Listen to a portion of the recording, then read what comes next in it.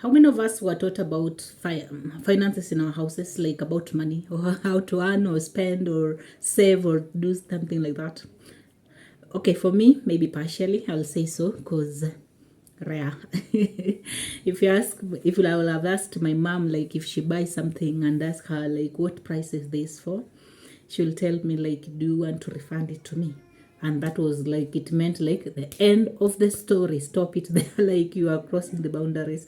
So talking about money and finances in our house, man, most homes, it's like a taboo. Like, even people won't tell you in the household, like maybe parents won't tell you, like, I'm earning 100 G's or I'm earning 50 G's. No, like, it's a topic that not so many people talk about, and yet it's a very key thing that affects all our life generally, because in the Bible itself, it says that money answereth all. So today let's talk about side hustles or multiple sources of income, which is very key. So multiple sources of income is that you need to have several things that are bringing an income to you. Naturally, us, maybe mostly in our context, my context, like in Kenya, we depend mostly on one income, like one mainstream job, and that is it.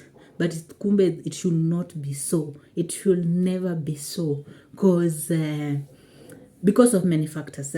Like, if you are maybe depending on one job and it goes, what else will you do? Or maybe if a household is just depending on one person, let us say like a father, and he dies, what happens to other members? A long time ago, many families we have seen where kids have to suffer so much because the main person who was earning the income has gone. So I'm diverting. So the multiple sources of income as an individual, as a profession, or an individual particularly, you're not supposed to have one source of income. You have to have at least four sources of income, meaning that yes, at a go, you have your main hustle, you have something else, and you have something else. So I'll take you through on how to create these multiple sources of income. So most of us, maybe the people I my target audience, most of us have a formal job. Let us talk about of a 9 to 5. That is a job, and that's a source of income. So you can have that one. So besides that, since a lot of your time is going to this particular job, and my other jobs does not give us maybe opportunity to do other businesses or do other things now, and such a time, current time, like time of internet and things like that, we can come up now with ideas on how to create several sources of income. Number 2, analyze your skill sets. What are you interested in, or what are you talented in, that you can be able to monetize that skill? Maybe you are a good cook, or you're a good photographer, or you're a good MC, meaning that during weekends you can use that time to MC the events, or you can cook for parties during weekend or during events, or you can bake if you are good at that. Like, analyze your skill set. Know that, okay, for example, me, I'm an economist. I studied economics, so I'm a practicing banker. That is a 9 to 5. But besides that, I have a skill. Yeah, I'm doing YouTube, right? I like talking and encouraging people and things like that. So that's my skill that I'm doing, that I'm using and utilizing here. So that is another way that you can be able to know which other skill you monetizing your skill. That's something that you're naturally gifted, God-given skill. Number 3, now another way that you can be able to get your source of income is the demand versus the supply. In your area, in your circle, you can see people saying that, Sinain, I don't have this, you don't have that. Maybe you are in an office and people are just asking, maybe I don't have this, where are you getting these classic dresses or classic handbags, classic shoes? That's an opportunity. Look into an area where there is a demand of something and you're seeing that the supply is low. Start supplying that thing. And that's how you will start a business that will be able to help you to grow. For example, I remember when I finished campus, I went to volunteer in a certain children's home in Eldoret, Diguna Children's Home. I was there for a year volunteering. So I saw there during those days, like I'm a bit older. So during those days, getting airtime was so hard. Like we'll go travel some few kilometers before getting the airtime, and people are really wanting it.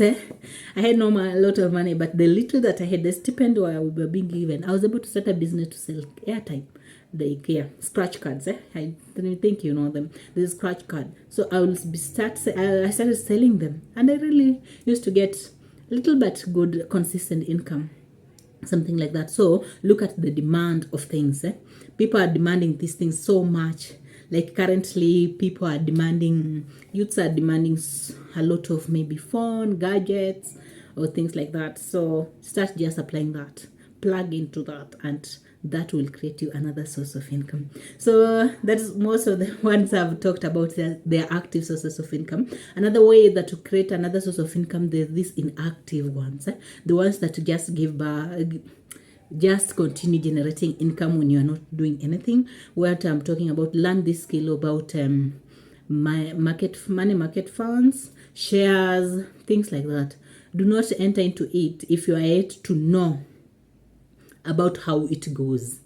Seek for financial advice. Go to experts. Let them teach you about how do these things work. For example, where I work, there is one product that is called Shilingi Fund, whereby when you invest your money, you get a 9%. I'm not a financial expert. I don't take this advice like an expert. Seek for expert advice so that when anything happens, don't come back blaming me. But this is just something I'm telling you about. So when you put your money there, it will give you an interest of 9% per year at compounding interest rate. It's compounding, like it's just coming in at compounding. What does that mean? Okay, it means that if you're being paid interest rate on 100 shillings, for example, 10% of 100 shillings, that which is 10% of 100 shillings, then next month, whatever interest you have earned this month will be added to the main money, that is the 100 shillings. Then the interest will be calculated not now at 100, it will be now at 110. I hope you're understanding. That's now the compounding power of shilling. So in this case, by the end of the year, you'll be able to earn something on top of the money that you have just placed aside. I've learned about from the rich, they buy things like called bonds.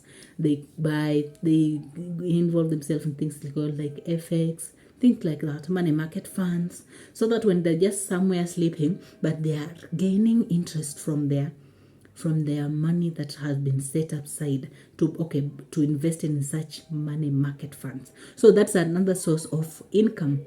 So we have so many other ways that you can be able to gain. These 4 areas is just a way to show you that you can apply them, but there are so many other ways that when you analyze yourself, of course, also pray for God for guidance, and also see how can I just take advantage of this situation and do it. Actually, you will get so many areas. So today I challenge you that don't just depend on one source of income, because it will never be enough. More so when you're as young people, as we are growing, more responsibilities are coming, kids are coming in, education or advancement, the economy is changing. So if we just sit down and be complaining day in, day out, we won't be able to make it. But if you come up with the different sources of income, we'll be able to cushion during the tough time. So remember also saving and investing. Those are some of the key things. May God bless you, and kindly subscribe. Bye.